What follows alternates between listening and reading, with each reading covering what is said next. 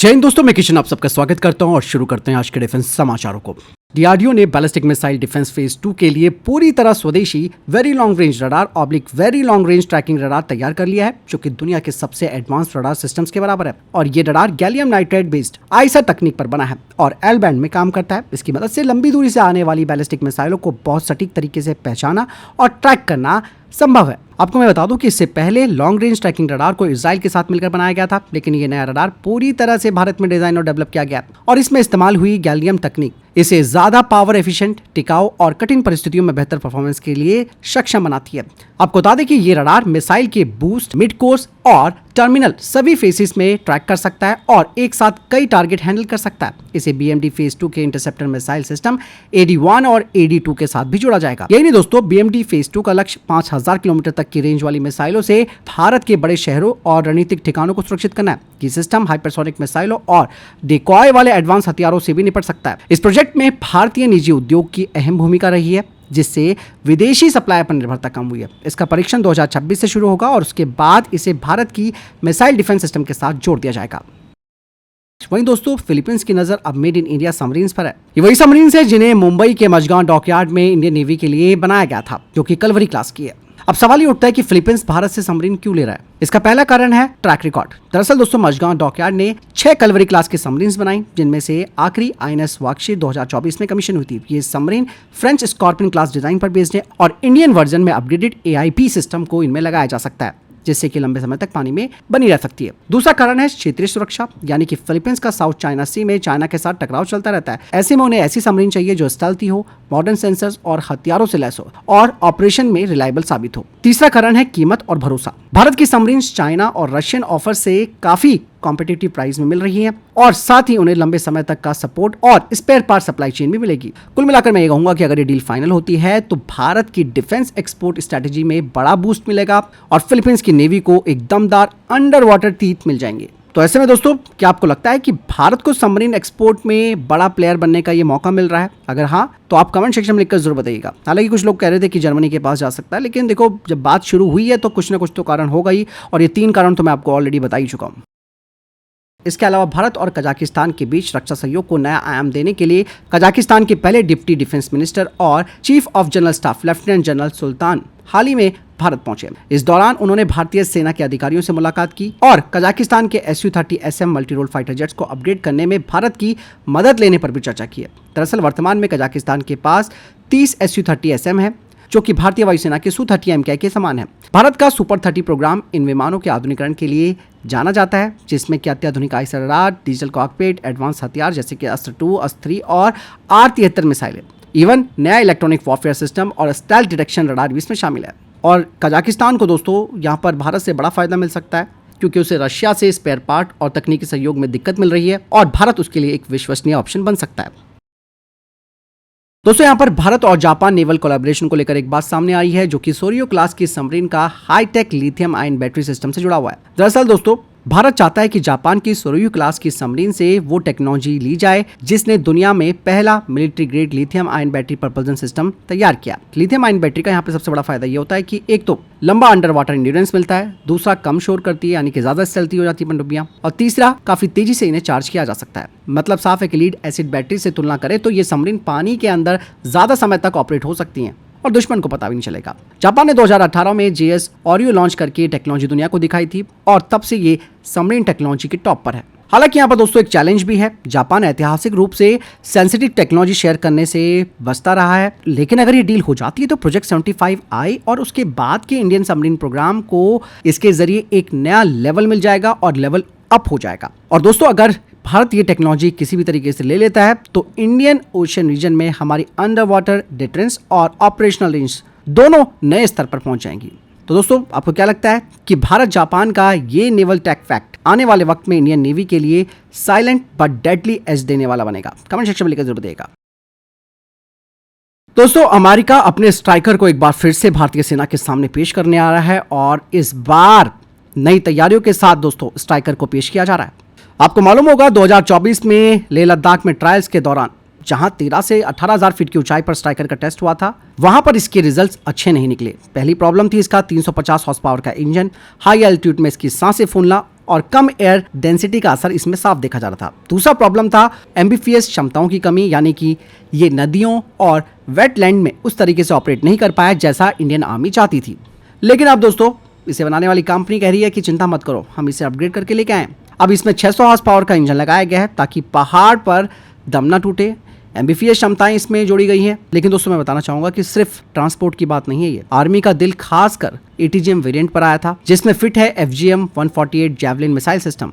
ये missile 4.5 kilometre से ज्यादा रेंज से टारगेट उड़ा सकती है और इवन यूक्रेन, इराक, अफगानिस्तान जैसे वॉर जोन में अपनी काबिलियत साबित कर चुकी है। लेकिन दोस्तों लद्दाख ट्रायल्स में जैवलिन की परफॉर्मेंस उतनी शार्प नहीं थी। वजह थी पुरानी यूनिट्स का इस्तेमाल करना। 2025 में अब नया और अपग्रेडेड कॉन्फ़िगरेशन लेकर ये गैप भरने की कोशिश की जा रही है स्ट्राइकर बनाने वाली कंपनी जनरल डायनेमिक्स के द्वारा।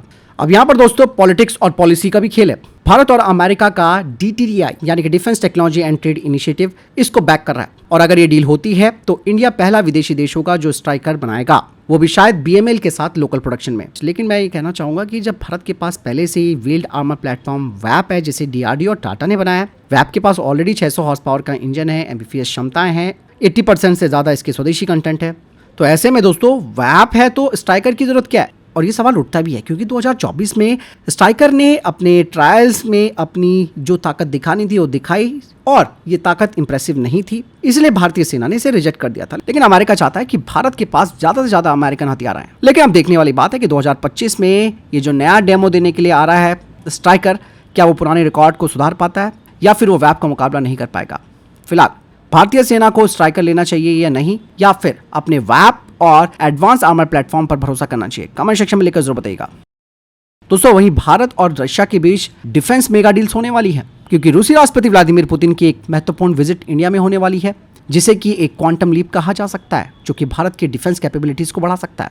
मतलब साफ है कि रूसी राष्ट्रपति डिफेंस डील का एक भारी भरकम पैकेज लेकर आने वाले हैं। इस लिस्ट में क्या क्या है वो भी सुनिए। पहला Su-57 ये stealth fighter jet, R-73 anti aircraft missile, Zircon hypersonic missile, S-500 air defence system और एडवांस एंटी स्टेल्थ रडार। यहाँ पर सबसे टॉप पर रहेगा Su-57E का ऑफर।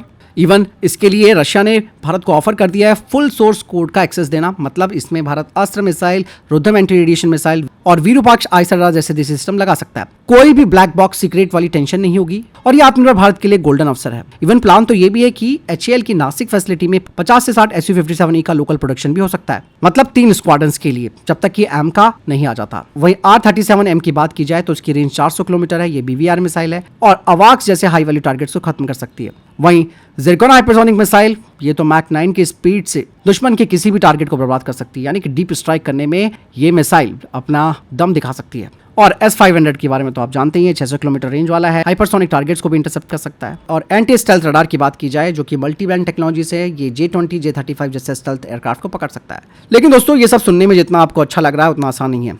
काटसा तो आपने सुना ही होगा ना, फिर इसकी तलवार पहले भी भारत के ऊपर लटक चुकी है S-400 डील को लेकर। रशिया पर वेस्टर्न सैंक्शंस लगे हुए हैं, पेमेंट सिस्टम में एक बड़ी सरदर्दी होगी। और हाँ, अमेरिका ने F-35A का ऑफर तो दिया था लेकिन भारत ने इसे ठुकरा दिया। वजह थी इंटीग्रेशन पर सख्त पाबंदियां। अब सवाल ये उठता है कि क्या भारत रशिया से ये पैकेज डील लेगा और अपने कस्टमाइज्ड स्टेल्थ फाइटर जेट का सपना पूरा करेगा, या फिर पॉलिटिकल और जियो इकोनॉमिक बाधाएं इसे सिर्फ एक और कागज पर लिखी डील बनाकर छोड़ देंगी। आपको क्या लगता है, कमेंट सेक्शन में लिखकर जरूर बताइएगा। दोस्तों HAL ने तेजस मार्क 1 प्रोडक्शन में तेजी दिखाई है और अब तक 11 सिंगल सीटर और नॉट ट्रेनर वेरिएंट बनाए जा चुके हैं, यानी कि कुल 19 विमान तैयार हैं। GE से 10 इंजन दिसंबर 2025 तक मिल जाएंगे और फिर ये एयरक्राफ्ट डिलीवरी के लिए तैयार हो जाएंगे। साल के अंत तक 2 और विमान बन जाएंगे जिससे कि मार्च 2026 तक कुल 21 तेजस मार्क 1 इंडियन एयरफोर्स को देने के लिए तैयार हो जाएंगे। वहीं दोस्तों अमेरिका का दोहरा रवैया सामने आया है और उन्होंने बलूच लिबरेशन आर्मी को एक विदेशी आतंकी संगठन घोषित कर दिया है। BLA जिसे कि मजीद ब्रिगेड भी कहा जाता है, ये पाकिस्तान के लिए बहुत बड़ा नासूर है। जिस तरीके से पाकिस्तान बलूच लोगों के साथ बर्बरता कर रहा है, उन्हें सबक सिखाने के लिए BLA इन पाकिस्तानी सैनिकों को बड़ा टक्कर देती है। लेकिन अमेरिका की चाल देखिए दोस्तों। वहीं बैंगलोर स्थित स्पेस टेक कंपनी पिक्सेल के नेतृत्व में ध्रुवा स्पेस, पियरसाइट्स और शेड शोर के साझेदारों वाला एक कंसोर्टियम इन स्पेस के तहत भारत का पहला राष्ट्रीय पृथ्वी अवलोकन यानी कि अर्थ ऑब्जर्वेशन सैटेलाइट बनाने के लिए चुना गया है। इस पब्लिक प्राइवेट पार्टनरशिप प्रोजेक्ट में अगले 4 से 5 साल में 1200 करोड़ रुपए से अधिक का इन्वेस्टमेंट किया जाएगा, जिससे कि 12 सैटेलाइट्स का एक नेटवर्क विकसित किया जाएगा। जिसमें कि sub metre high resolution, multi spectral, SAR और हाइपर स्पेक्ट्रल सैटेलाइट शामिल होंगे। ये सभी सैटेलाइट्स भारत में निर्मित भारतीय रॉकेट से प्रक्षेपित और भारत से ही संचालित होंगे।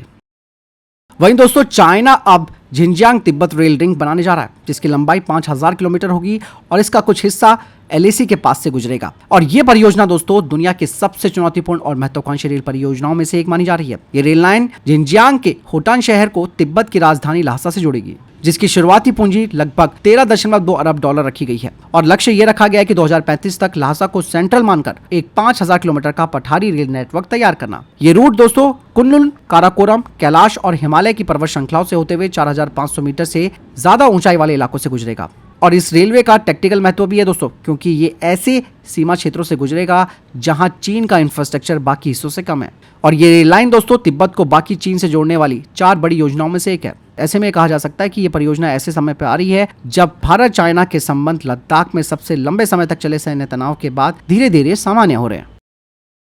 दोस्तों आप सबको मालूम है कि पाकिस्तानी सेना प्रमुख असीम मुनीर ने अगस्त 2025 में फ्लोरिडा में एक प्रोग्राम के दौरान भारत के द्वारा सिंधु नदी प्रणाली पर बनाए जा रहे बांध को बम से उड़ाने की धमकी दी। और यह बयान आप सबको मालूम है कि इंडस वाटर ट्रीटी निलंबित करने और ऑपरेशन सिंदूर में पाकिस्तानी आतंकी ठिकानों पर कार्रवाई करने के बाद आया। यहाँ तक तो सब कुछ नॉर्मल चल रहा था कि भैया पाकिस्तान धमकी दे रहा है, कोई बात नहीं, वो देता है। लेकिन इस बार भारत ने भी चेतावनी दे दी और खास करके भारतीय नेटिजन्स ने। उन्होंने कहा कि अगर भारत के डैम्स पर हमला हुआ तो पाकिस्तान के मंगला और तरबेला डैम को नष्ट कर दिया जाएगा, जिससे पाकिस्तान की बिजली, उनकी सिंचाई और अर्थव्यवस्था पर विनाशकारी असर पड़ेगा। मंगला और तबेला पाकिस्तान की लाइफलाइन है जो 20 से 25% बिजली और पंजाब के कृषि क्षेत्र को पानी उपलब्ध कराते हैं। डिफेंस एक्सपर्ट्स का मानना है कि भारत की सटीक मारक क्षमता और नई मिलिट्री पॉलिसी ऐसे खतरों का जवाब देने में सक्षम है। वहीं दोस्तों भारतीय सेना ने mechanical minefield marking equipment MK2 को शामिल किया है और ये उपकरण DRDO द्वारा डिजाइन और BEML लिमिटेड के द्वारा लिमिटेड है। इसका इस्तेमाल बारूदी सुरंग क्षेत्रों की सीमा पर स्पष्ट निशान लगाने के लिए किया जाता है ताकि सैनिक सुरक्षित क्षेत्र पहचान सके और दुर्घटनावश एंट्री से बच सके। MK2 वेरिएंट में पहले MK1 की तुलना में बेहतर ऑटोमेशन, GPS इंटीग्रेशन और तेज मार्किंग क्षमता है। ये उच्च गतिशीलता वाले वाहन पर लगाया जाता है और सीमा क्षेत्रों में रक्षात्मक बारूदी सुरंगें बिछाने के दौरान सुरक्षा और स्पीड को बढ़ाता है। तो फिलहाल ये थे अभी तक के टॉप डिफेंस अपडेट। वीडियो के सामने कोई प्रश्न जवाब या कोई सवाल है कमेंट सेक्शन में लिखकर जरूर पूछ सकते हैं। वीडियो को लाइक और शेयर जरूर कीजिएगा। ख्याल रखिएगा अपना। जय हिंद, वंदे मातरम।